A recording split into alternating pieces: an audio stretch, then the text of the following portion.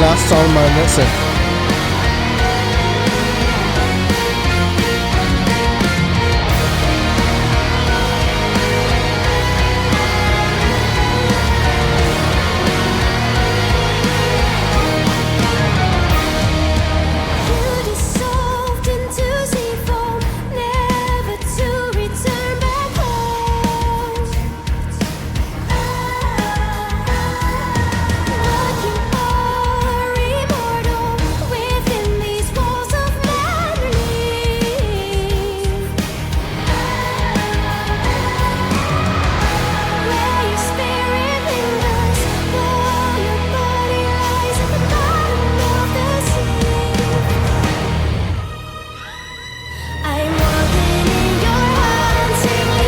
But no, this is a cool song to end on, I must say.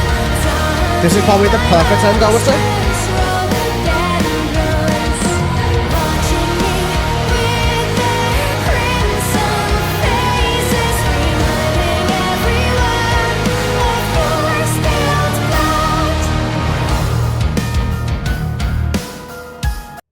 But yeah, maybe like Forever and a Day and Crimson Faces kind of blur together. Maybe they're the two songs that blur together in a sense. So, you dissolved into sea foam, never to return back home, but you are immortal within these walls of Mandalay. I know I searched up Mandalay before, but I still completely forgot. But so, let's say Mandalay. It's a fictional estate in Daphne du Maurier's 1983 novel Rebecca, owned by the character Maxime de Winter, located in southern England. It's a country estate, basically. Like, I'm guessing it's a haunted place, a place where spirits and things still reside, and such things like that. But still. So, where your spirit lingers while your body lies at the bottom of the sea. So, like, I'm guessing Siren Boy, she literally, like, dragged him down and then took his soul to the edge of the sea, man. But still. Like, took his soul to Mandalay, should I say. Like, body at the bottom of the sea and then to Mandalay, man, but still.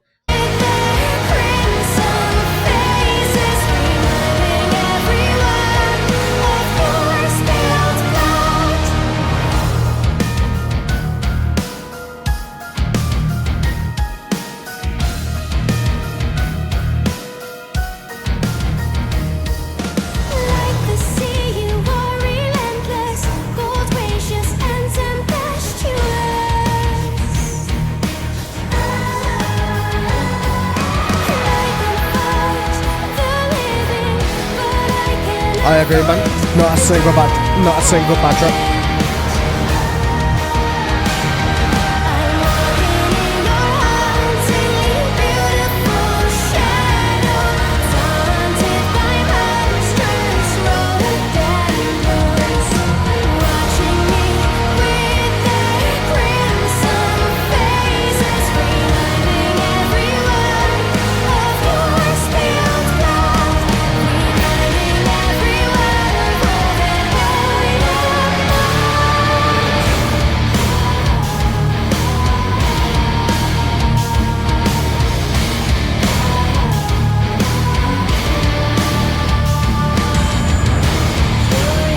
Oh yeah, I remember this. This is proper Siren, man.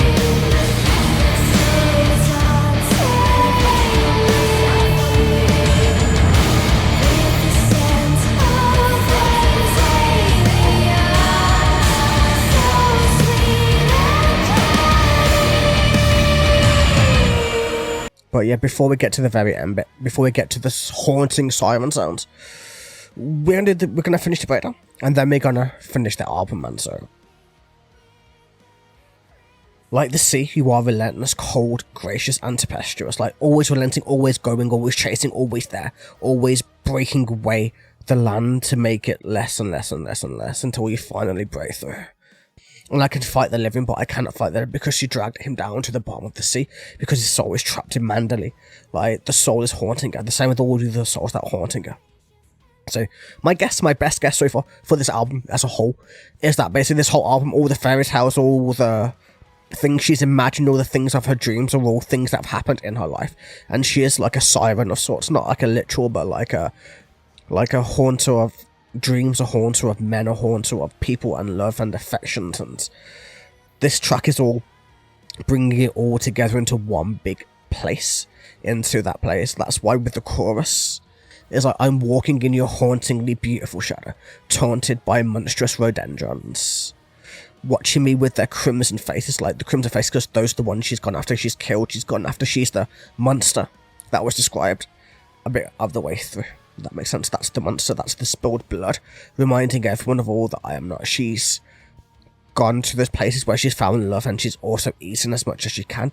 Maybe the eat wasn't literal, maybe the eat was emotionally, like the affection, the love, the desires, the everything else, and then finally the lives of everybody that's been taught about, the fears that are real within her life, and it's all just one big massive metaphor for what Crimson Faces finally leads us into. That's where I think we're going. That's kind of what I would think, man. Like, so, like, this is just the souls, or a soul being like, you are embracing me, tauntingly, possessively manifesting yourself in me, with the scent of white azalea, so sweet and heady.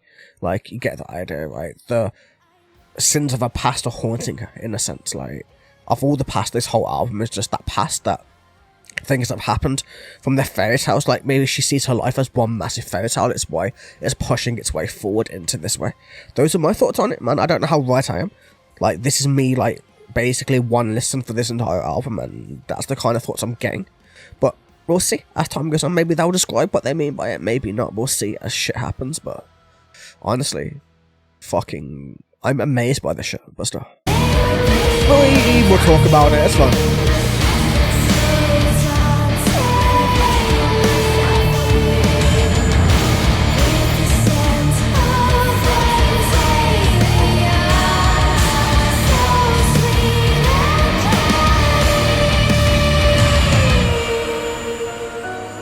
Simon Sounds.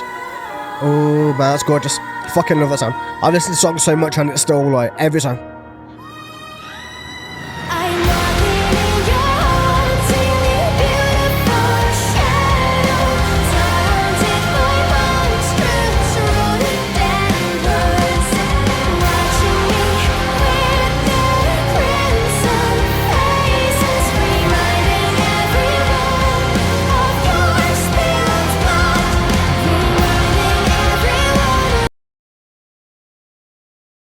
Make the fuck happen? Nah, there's no way it just did that. The fuck?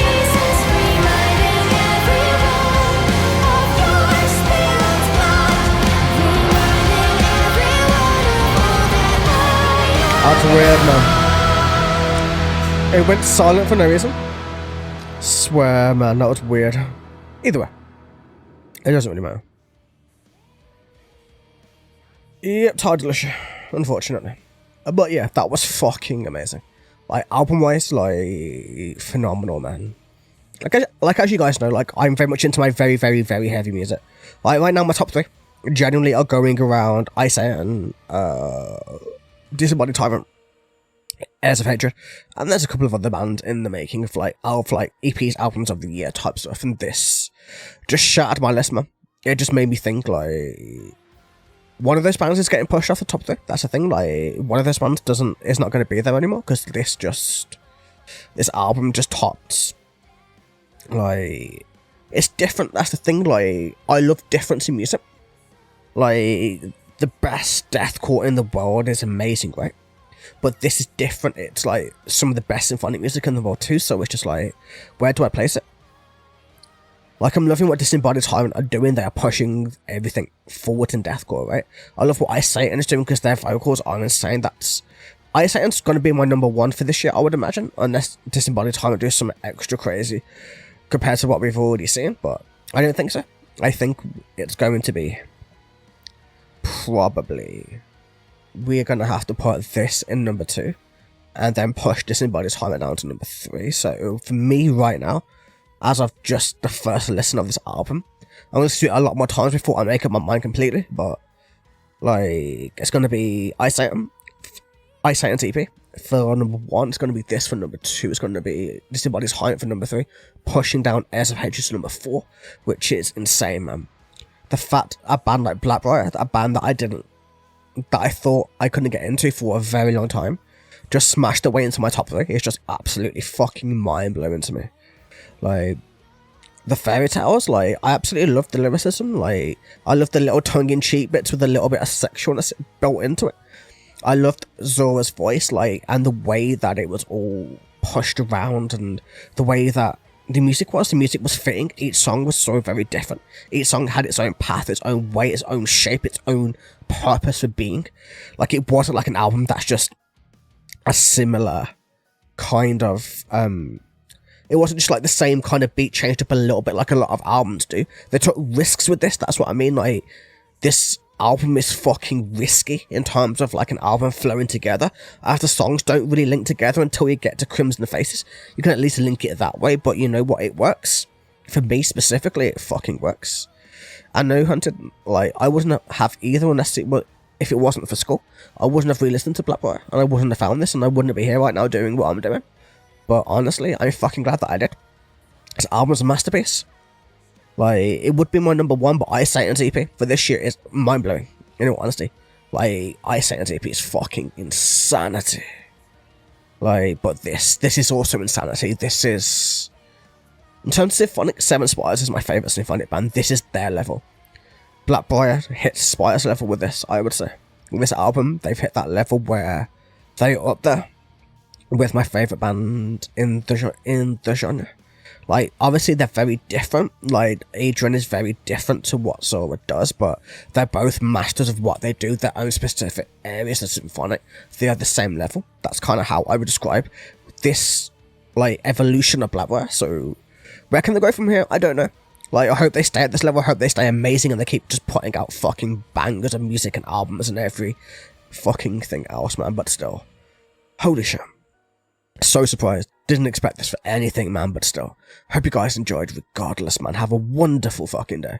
Feel free to join my Patreon, request whatever albums you want to do. I do albums, I do song requests, I do lots of other stuff, do, man. Like, join the Discord, all of that good shit. And yeah, take it easy, everybody. Thank you all so much for watching. Take it easy.